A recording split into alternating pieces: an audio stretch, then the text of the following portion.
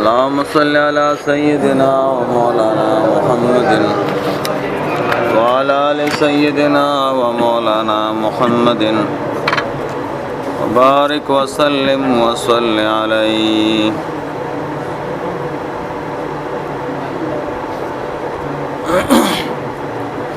او دس کے فرض داغی بیانو شو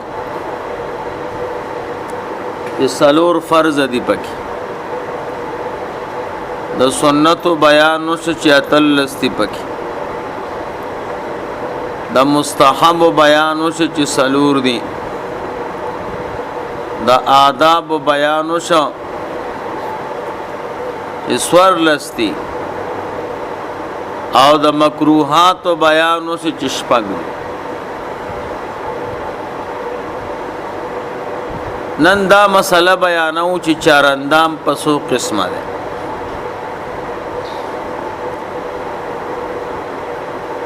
نو چارندام درې قسمه ده. یو داسې چارندام ده چې داغه کول فرض دي.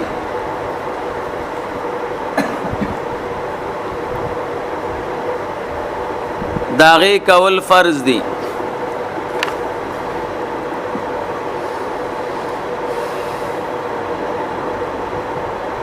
دویم داسې چارندام دی چې داغه کول واجب دي.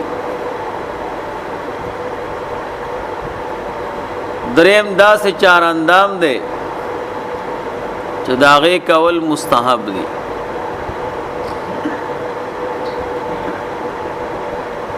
کم چارندام چې فرض دی نو هغه د سلورو سيزونو د پاره. سلور سيزونه داسې دي چې داغه ته چارندام کول فرض دي خامخا بکې. او کم چارندام چې واجب دی نو داغه د هغه د یو سیز د پاره. او کم چارندام کول چې مستحب دي نو هغه د دیرشتو سیزونو د پاره. نو د سلورو سیزونو د پاره چارندام کول فرض دي. بغیر د چارندام نه غسیس کول نشي. نمبر 1 چې یو سړی بیا ودس یو مز د پاره چارندام کوي. بیا ودس د چارندام نشته. نو اوس چې کم چارندام د مز د پاره کوي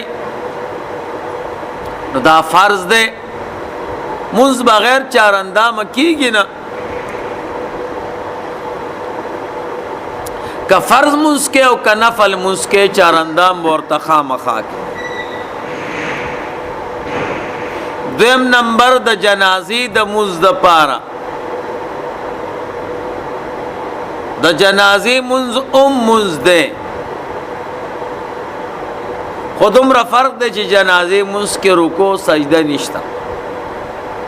نو رکوع سجده پکې ځکه نشتا چې د مشرکانو سره مشابهت را نشي.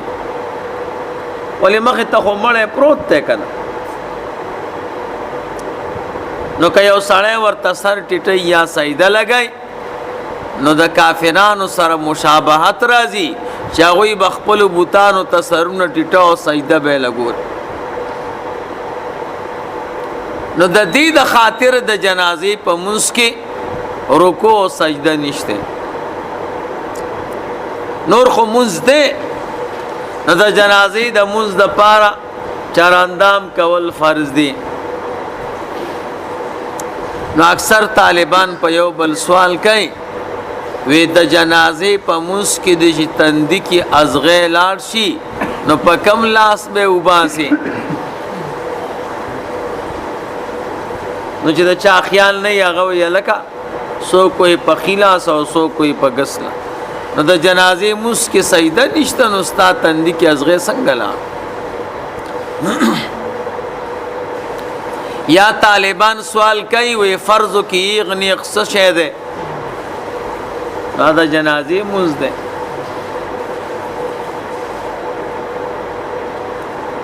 بیا وی سنتو کې څه شه ده. نو هغه بانګ ده. نو د جنازې د مونځ د پارم چار اندام کول فرض دي. دریم نمبر سجدی د تلاوت د پارا قرآن کریم کی سور لسجدی دی چاگے سوک تلاوتو کیے واوری نو سجدہ بکائی. نو سجدہ خو بغیر چاراندام کولے نشے نو غیر د پارا چاراندام کول فرض دی. سلورم نمبر د قرآن کریم د مسح د پارا قرآن کریم لگوتی وڑی اگر که یو آیت ولی نئی بغیر او د سین شوڑی چاراندام بورتکے فرض دی. لا یمسہو الا المطہرون عام جمہور علماء دا دی آیت دا مانا کئی چی قرآن کریم با نمسا کئی منگرا خلق چا خپاکوی نو خعال پاکی گی چی پلیتیم دا زان نلرے کی او چاراندام امو کی. نو قرآن کریم تا چی گوتی وڑی نو چاراندام بورتکے. کہ یو سڑے قرآن کریم رالی او چاراندامی نہیں کڑے نو یو کپڑے سر صادر سر بینیسی کچا قرآن کریم تا صادری کڑے وی پوخونا نو کدا کم پوخ چو سر گنڈلے شوے ندے او غبرنے پوخ نو اگر نیولے شے او چی کم سر او گنڈلے شو نو دا دا قرآن کریم حکم علی نو گوتی بناور آوڑے. دغه رنگ قرآن کریم کی چکم حاشیه دا دا سپینواله دیتم گوتے نشوڑے دا دا اللہ پاک دا کتاب سره متعلق سیز دے. نو دا دی سلورو سیزونو دا پارا چاراندام کول فرض دی. دویم نمبر چاراندام واجب دے. نو واجب دے دا یو سیز دا پارا چکل حج تلاڑ یا عمری تلاڑ او د کعبه مبارک نه طواف کې نو د طواف د پاره چاراندام کول فرض دی دا واجب دی. الله دې موږ او تاسو ورته بوزي نو واجب دی په حدیث ثابت دی. دریم نمبر چاراندام کول مستحب دی. نو دا د 150 سيزونو د پاره دی دې تخیال لري. یو چې کله سړی اوده کېږي مونږ او تاسو چې اوده کېږو نو پیل اودس ماتو نو بیا به اودس کې دا خوب چې دی نو دا د مرګ ورور دی کیدی چې راپانسي نو چاراندام کول ښیي دا برته انشاءالله بیا ووایم. د خوب د پاره 22 آداب دي څوک چې اوده کېږي منگا و تاسو خو پدی نہیں خو صرف سمولو خپل دعا دا غبوے دیو بمڑکے مسواک بوہی بشترہ بسنڈی وصیت بکے درود شریف بوے آخری سلور سورتون بوے آیت الکرسی بوے دا سی 22 آداب دی. نو یو دا دا چی چاراندام اکنو بیا اودشا کی دی شراپانسی نو چاراندام بدیوی نو دا خوب دا پارا چاراندام کول مستحب دی. نمبر 2 چکل بیا دا خوب نراپاسی کموز نکے تلاوت نکے اس خبر ندا خو چاراندامو کا چاراندام کول مستحب دی. درم نمبر یو سڑے پا چاراندام ہمیشہ والے کئی ہمیشہ او دس کی گرزی نو خبر دا زمانگا استاذ پیغمبر صلی اللہ علیہ وسلم شیطان سره ملاقات کړ نو حضور ورته فرمایل شیطان دنیا کې د څومره دوستان دی او څومره دشمنان وې صاحب دنیا کې می 15 دشمنان دي وې څوک وې پهل دشمن می ته دویم نمبر هغه څوک چې همیشه په چاراندام کې وخت یې رہی استنجا باندې کار نه کی بعضی بوډاګان او بوډایګان مالی دي چې هغه او 10 مات کې نو استنجا وکي وې زما عادت تا د چې زو 10 کې ګرځم نو اودس چارندام ته وای. زمونږ استاد معاشره کې دا محاوره د چاودس استنجا ته وایو او دی باقی سلور اندامونه انځلو ته چارندام. او عام پښتو کې اودس دی ته وای هغه استنجا ده. نو اودس کې ګرځیدل دا معنا نه ده چې صرف استنجاو کنو ثواب بدرته ملای نه، چارندام بکې وی قربان چې څوک همیشه په چارندام کې ګرځي وی دا زما دشمن او ګوري چې چارندام کې ګرځي نو بیا در باندې د شیطان وس ډیر نه برکی.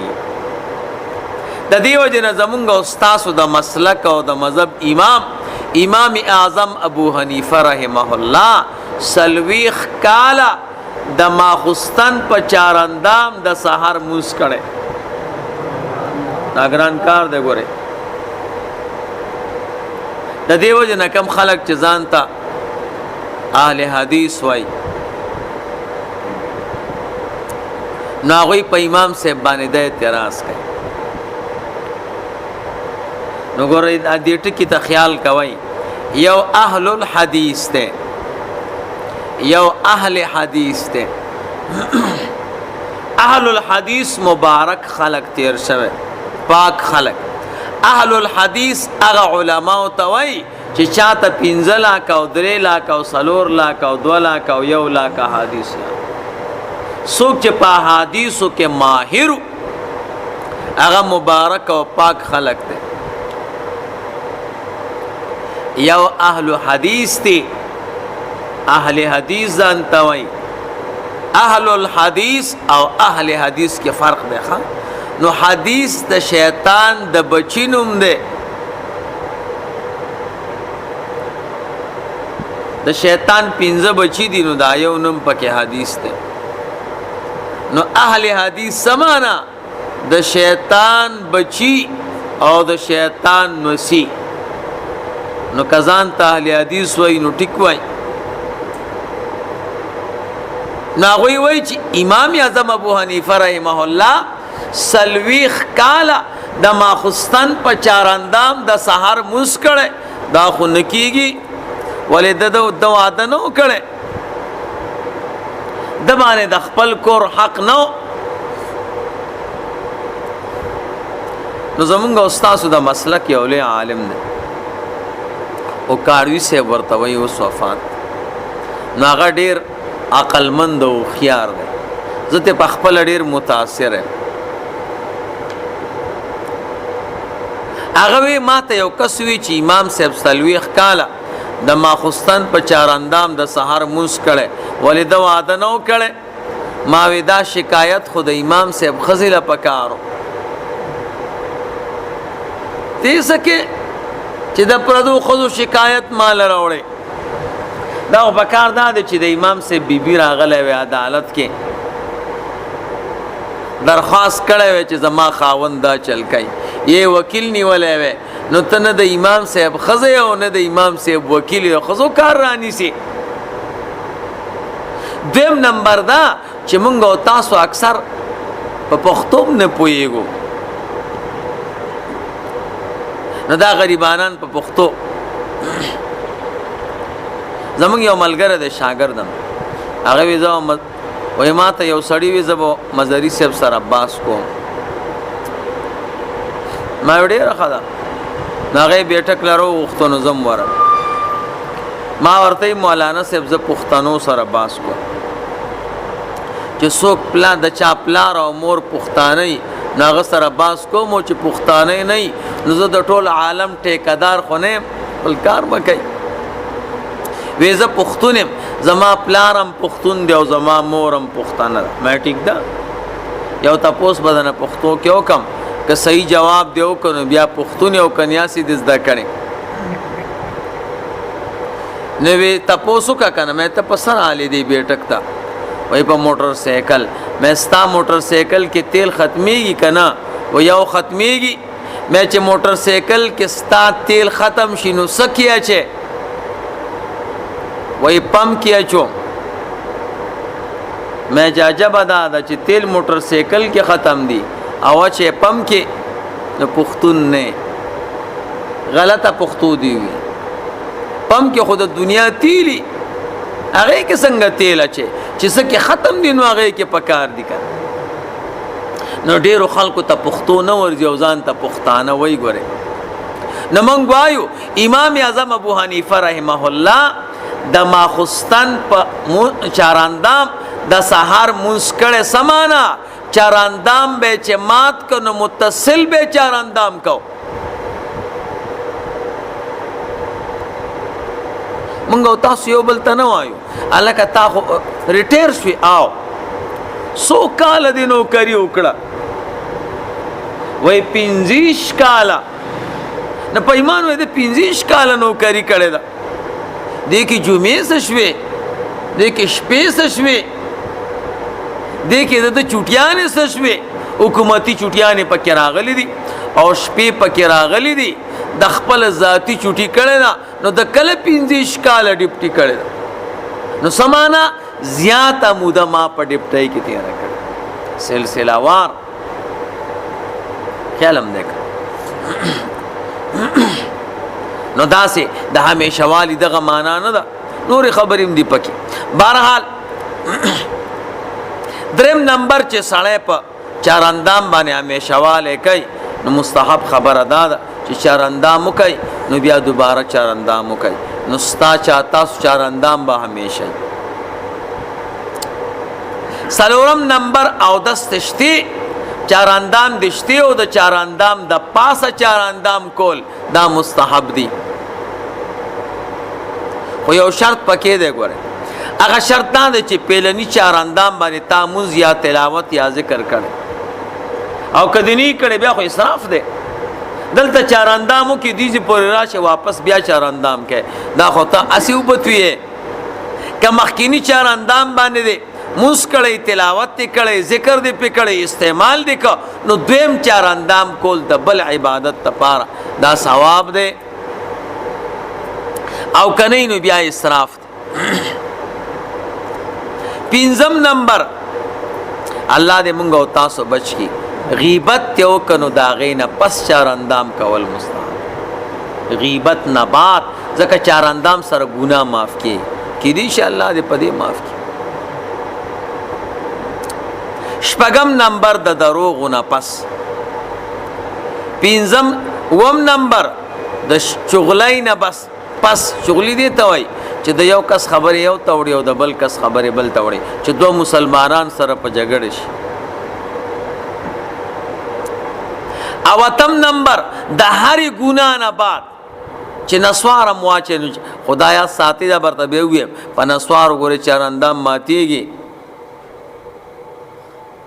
نسوار سره به ګوري احتیاط کوي صحابه کې مولانا صاحب نسوار مونږ او تاسو ته ګناه نه کوي مولانا صاحب نسوار واچو مصلی ته مخکش مېدا سکے تا خو نسوار واچولوس خو لکی دي ویلې په نسوارو چاراندام نه ماتيږي پلیتم نه دي نو سم مشکل له مې رستو شه ورشه چاراندام وکا او بیا راځه نو بیا برستو چې منځ کو نو بیا بغپ لگاو نو بیا رستو پیش چاو پدې ماتيږي بیا در طالبې منشا نو د هر ګناه نه پس چې ګناه دې وکړه نو چاراندام بکې. نهم نمبر ټپه دی وي اکثر خزي ټپې وای کنه وای بیکار ټپې دی وي نو د ټپې نه رستو د غزل نه رستو چاراندام کول ګوره مستحب دی دغه ګناه دی وکړه. لسم نمبر د مزنه بهر د پکړس کړسو خندل نو کومس کې دی خندل بیا خو ماتيږي بیا خو فرض دی خو د مزنه بهر نو مستحب دی. یو لسم نمبر مړی ته دی غسل ورکا نو د مړی د غسل نه بعد چاراندام کول مستحب دی. دولسم نمبر مړی دی اديري ته یوړه کټته په وګبان یوړل ته ورسېږي نو دا غي نه رستو چاراندام کول مستحب دي نو کول ته وب ملاوي دي چاراندام. دیرلسم نمبر چاراندام دشتي خو تا باندې د موس ټیم راغې نو د هر مز د ټیم د پاره چار اندام کول مستحب دي.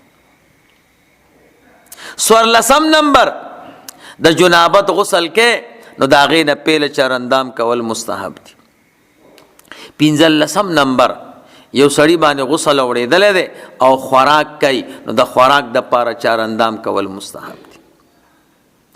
اولسم نمبر جنوب سړی غسل پې اورېدلې ده او هغه سکاک کوي نو د هغه د پاره چې دی نو چار اندام کول مستحب دي. اتلسم نمبر جنوب سړی خوب کوي نو د هغه د پاره چار اندام کول مستحب دي. نولسم نمبر د غصې په وخت کې غصه شوي نو چار اندام کول مستحب دي. شلم نمبر د قرآن کریم تلاوت کې په یادو نو چار اندام کول مستحب دي. یویشتم نمبر د رسول الله مبارک حدیث وې ناغې د پاره چار اندام کول مستحب. درویشتم نمبر د احادیث و روایت کې نو چار اندام کول مستحب دي. څلېرویشتم نمبر د علم درس ورکې نو چار اندام کول مستحب دي. پنځویشتم د اذان د پاره او شپږیشتم د اقامت د پاره ویشتم د خطبې د پاره او اتیشتم د رسول الله مبارک د روضې مبارک د دیدار د پاره او نهیشتم چې عرفات کې ودرېږي نو د هغې د پاره او د صفا او مروه د سعی د پاره دا نهیشتم دی. اتیشتم دی او د چې کله د اوغ غوښه وخورې د اوغ غوښې خوړلو نه پس دا چار اندام کول مستحب دي. او دیرشم نمبر دا دی چې یو مسله کې د علماو اختلاف دی. یو عالم وایي ستا چار اندام نشته او بل عالم وایي چار اندام دشته. نو د یو عالم په نس بیا اودس او د یو عالم په نس با اودس نو ته داسې چلو کا د اختلاف نه ځان بچ کا ورشه چار اندام وکړه نو د دواړو مسلکونو په نس به د چار اندام والا شي. اسانه خبره ده. نو د دیرشتو مقاماتو کې چار اندام کول مستحب دي. درود شریفو اللهم صل علی سیدنا و مولانا